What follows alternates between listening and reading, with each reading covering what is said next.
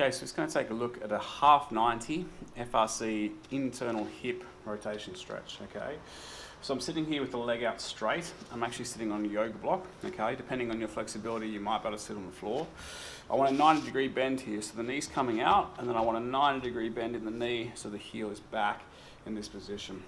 The glute is active, and I'm trying to think about internally rotating the hip just slightly. I'm going to start to twist the torso this way, and I'm just going to hang out in this position for roughly 2 minutes, okay?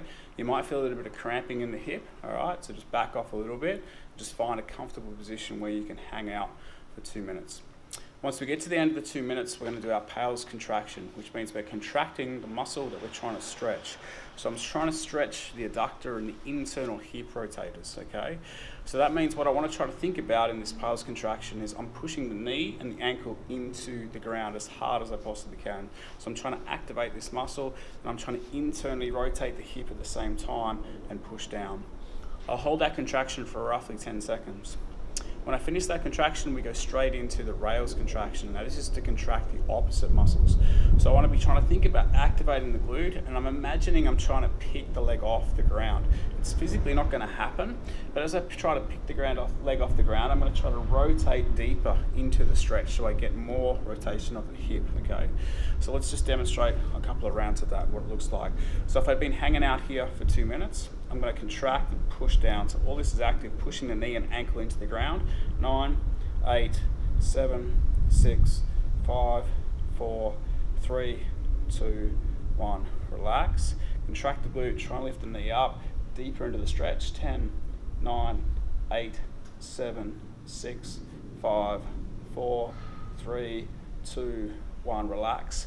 Straight back into pales, contracting the adductor, internally rotating the hip, pushing the knee and ankle down. 8, 7, 6, 5, 4, 3, 2, 1. Try and lift the knee up, deeper into the rotation. 8, 7, 6, 5, 4, 3, 2, 1.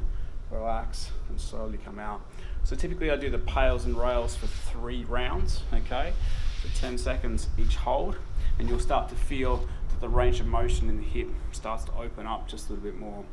If you feel any pain in the knee of the back leg, then start to lift the toe towards the knee. So if you dorsiflex the ankle just a little bit, that'll help take away some of the pain. Don't push through the pain too much. If it's very painful there, just play on the edge of it just a little bit, and hopefully we'll start to strengthen the tendons or strengthen the muscles in there, and over time we'll get a little bit stronger as we start to improve the mobility in the hip internal rotation.